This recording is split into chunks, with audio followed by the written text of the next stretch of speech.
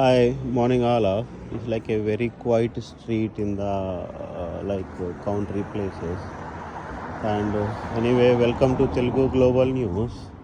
So ఇప్పుడు మనం చెప్పబోయే విషయం ఏంటంటే, ఇది వచ్చేసరికి ఒక యుఎస్లోనే మరొక యూ వీసా గురించి చెప్తున్నాం. ఇది ఎట్లా అంటే ఫన్నీగా ఒక వేసే వల్ల మనోడికి, అందులో మన తెలుగు పీపుల్స్కి ఒక అదృష్టం పట్టింది చెప్పాలంటే.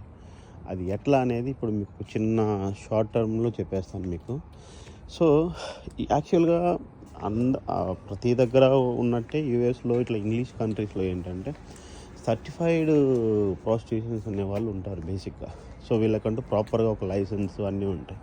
సో వీళ్ళు ఆన్లైన్లో కూడా దొరుకుతారు వీళ్ళు. సో అట్లాగే ఇట్లా మన వాళ్ళు వెతికినప్పుడు ఏంటంటే, సరే ఆన్లైన్లో ఒక వేసేను మాట్లాడుకున్నారు, తెచ్చుకున్నారు ఇంటికి.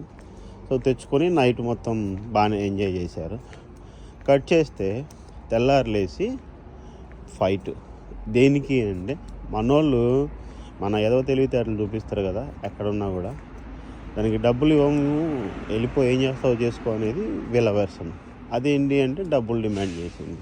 డిమాండ్ చేయడం అంటే సరే, ఇక్కడ కథలో మనకు తెలిసిన ఇన్ఫర్మేషన్ ఏంటంటే ప్రాపర్గా ఆమెతో మాట్లాడుకున్న మనీ అడిగిందా లేకపోతే ఎక్స్ట్రా మనీ అడిగిందా అనేది మనకు తెలియదు కాన్సెప్ట్ అది. సరే కట్ చేస్తే సరే మనోళ్ళు ఆర్గ్యూ చేశారు. సరే సైలెంట్గా వెళ్ళిపోయింది ఆమె.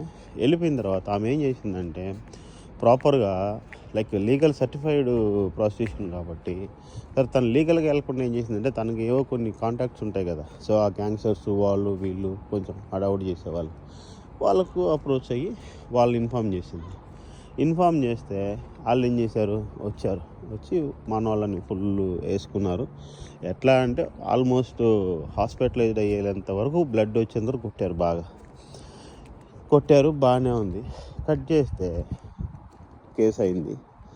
దాని తర్వాత ఆ కామెడీగా కేసు ఎట్లయిందంటే, కేసు ఆమె మీద కేసు అయింది.